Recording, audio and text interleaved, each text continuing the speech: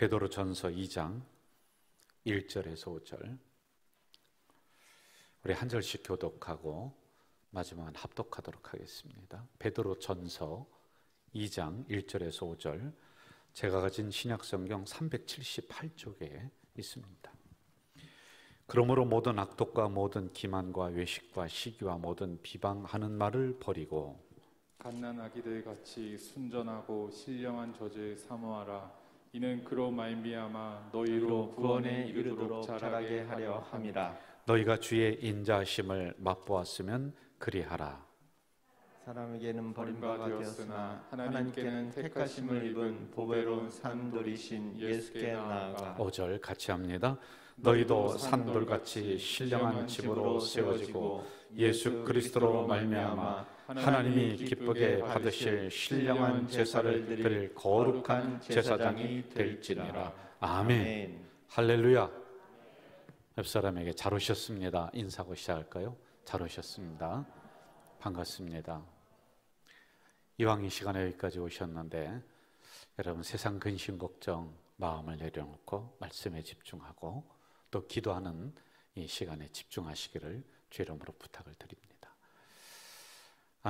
제가 이제 말씀을 이 앞부분에 전할 때 항상 기도에는 말씀이 중심이 돼야 돼요. 우리가 그냥 뜨겁게 왁 하고 부르짖고 가버리면은 감정적인 이런 무슨 시원함은 있을지 몰라도 이제 말씀이 토대가 되지 않는 기도회는 그렇게 좋지 않습니다. 인간들이 모여서 소리 지르다가 끝나는 그런 기도회 뿐이 되지 않는다. 그래서 우리가 2년 동안 기도회 못하다가 이제 영상으로는 했었죠. 이렇게 같이 만나서 기도하는데 제가 이 말씀을 좀 전달하면서 이 기도의 중심을 좀 잡아야 되겠다, 이런 생각을 했습니다. 우리가 베드로전서 후서를 이 금요일에 강해를 하는데 짧게 제가 말씀을 드릴 거예요. 여러분들 핵심을 잘 잡으시고 오늘 기도해야 할 때 이 말씀을 붙잡고 함께 기도하는 시간 되시기를 주 이름으로 축원합니다. 우리나라 판사가, 결정을 하는 판사가 이런 고백을 한 내용을 제가 읽었어요. 기독교인들끼리 서로 분쟁을 해서 싸우다가 고소를 해서 법정에 왔어요.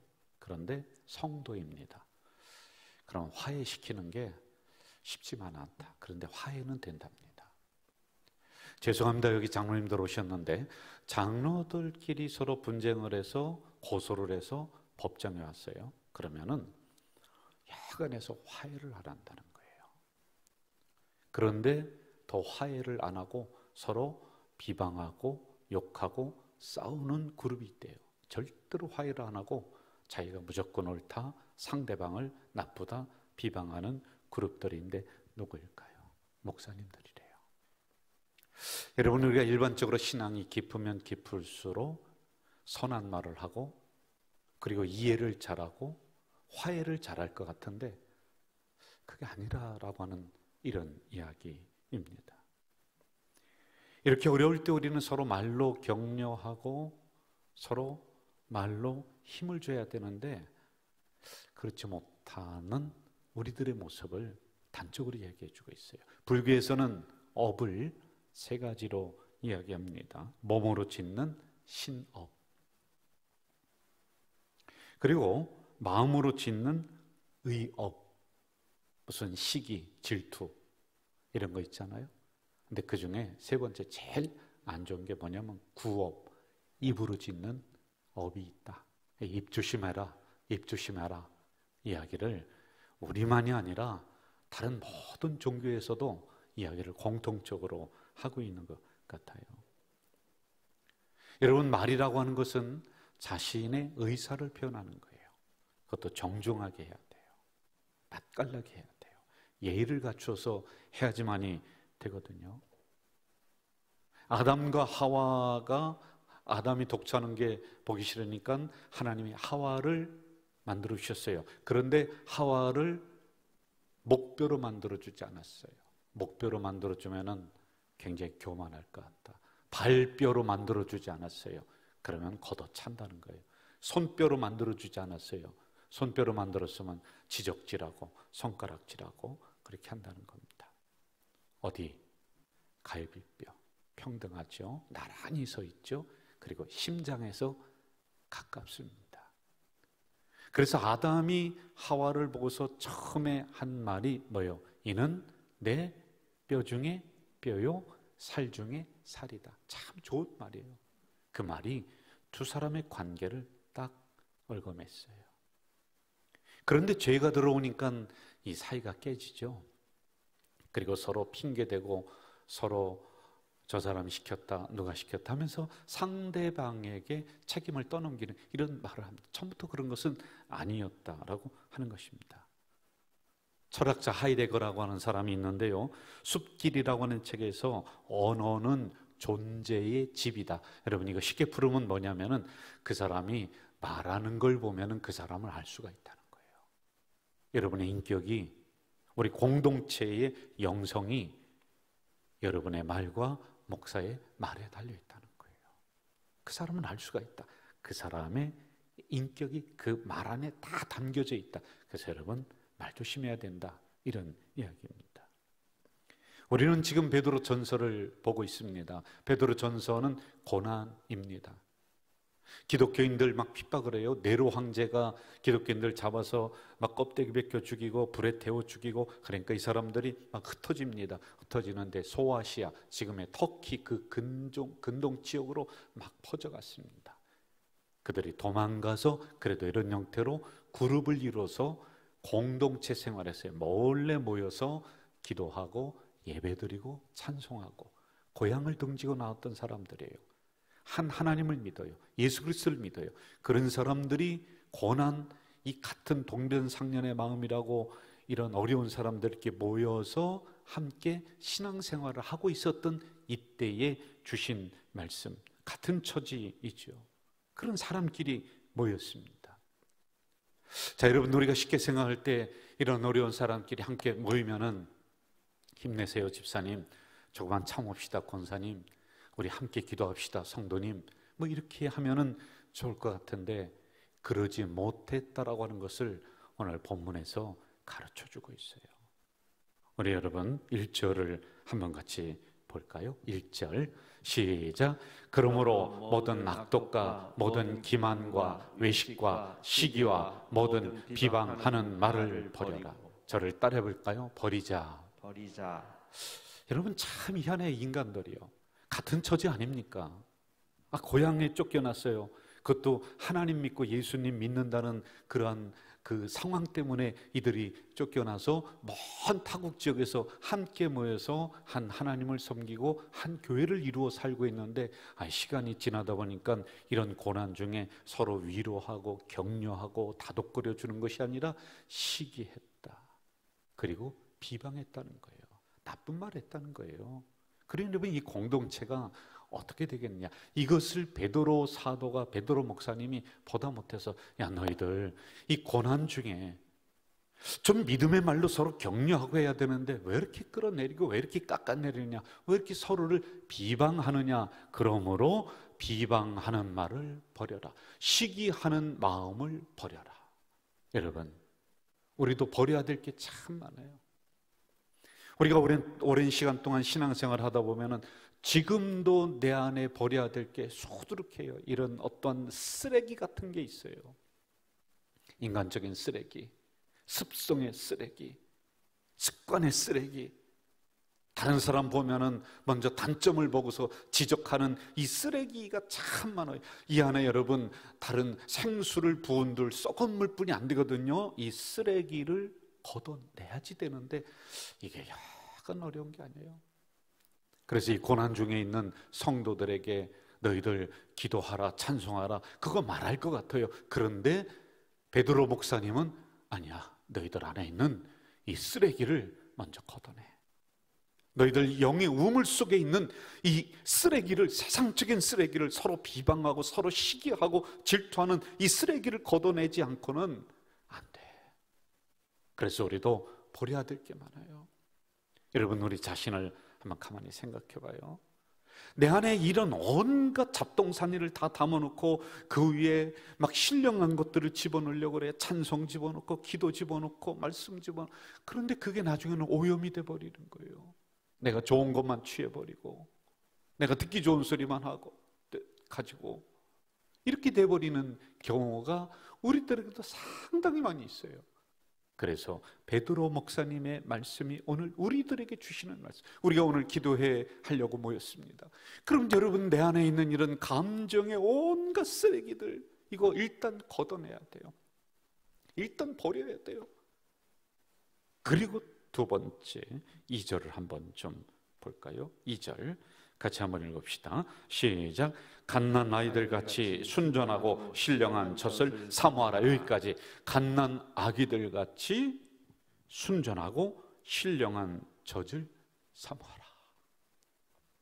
여러분, 뭐 소문 들으시고 또 아시는 분 다 아시겠습니다. 제가 손자를 받지 않겠습니까? 제가 손자 보기 전에 뭐라고 했냐면, 나는 아이들한테 복 빠지지도 않고, 제가 솔직히 권사님들이나 뭐 이렇게 집사님들 손자 사진 보고 보여주고 막 그러는데, 뭐 저렇게 쓸데없이 저렇게 유별을 떨을까, 이 생각을 제가 솔직히 했어요. 죄송합니다. 제가 이렇게 보고 보니까요, 손자 보니까요, 나도 모르게 빠져들더라고요. 이놈 웃음이 얼마나 환한지요. 그냥 할아버지만 보면 웃는 거예요. 방긋방긋 웃고요.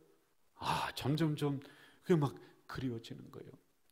그리고요, 얼마나 지금 이제 먹을 걸 자기에게 주는지를 알아요. 그래서 잉 하고 울면은 배고프다는 소리고요, 찡 하면은 지금 지저국 알아달라는 소리고요. 그 울음소리도 제가 구별을 조금씩 지금 하겠더라고요. 그런데 잉 하고 울면은 젖달라는 거예요.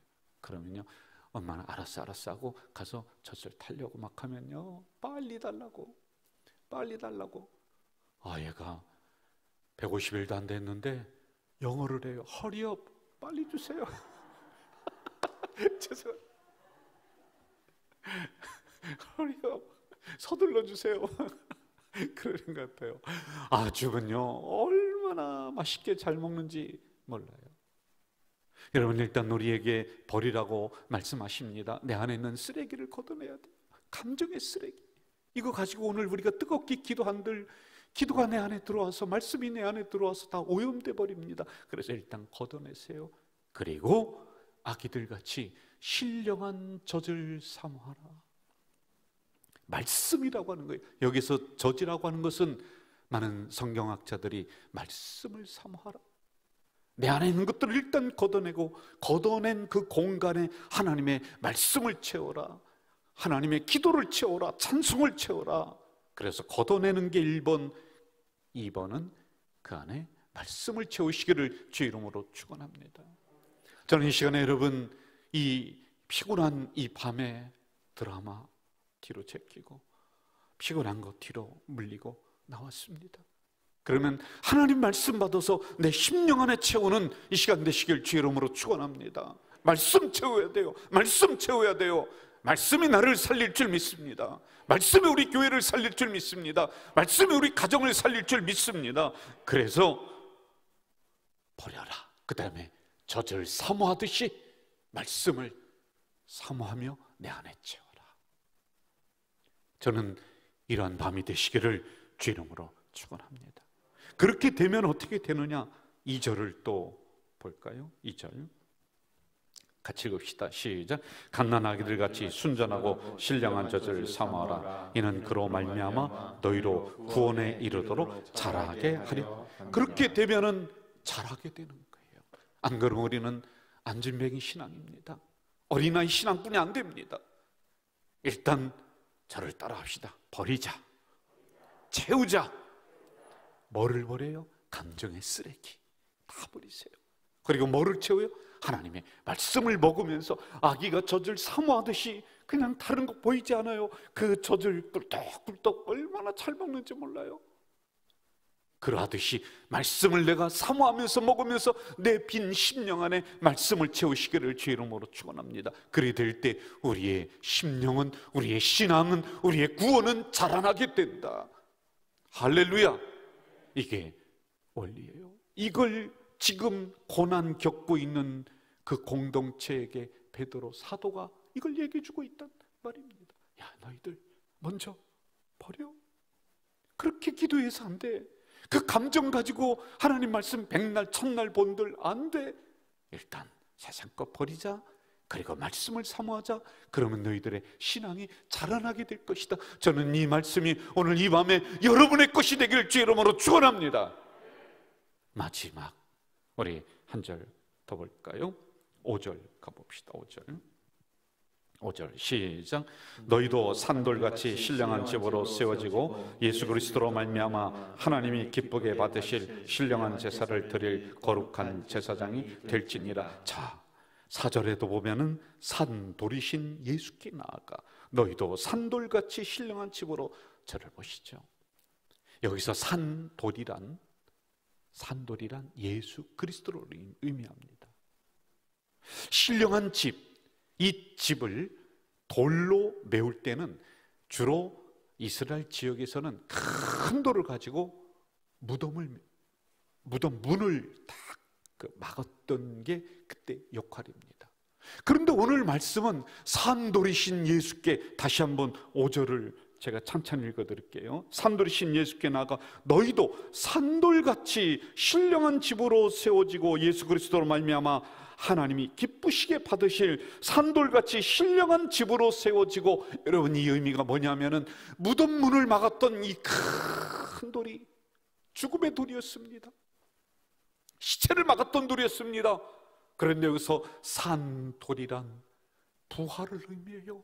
무덤 문이 열려진 것을 의미해요. 여러분, 이 의미가 뭐냐면은 고난 중에 있는 성도들에게, 야, 너희들 이 고난 중에 부활의 소망을 가져야 된다. 그러면 부르짖어야 된다. 이 말씀을 하고 있는 것입니다. 저는 이 시간에 여러분들이 부활의 주님을 붙잡으시길 주의 이름으로 축원합니다. 주의 이름으로 축원합니다. 한번 저를 따라봅시다. 버리자, 채우자. 그래 되면 어떻게 된다고요? 자라나게 되는 거예요. 그리고 오늘 이 베드로 공동체에게 말씀하시던 물 좀 주세요.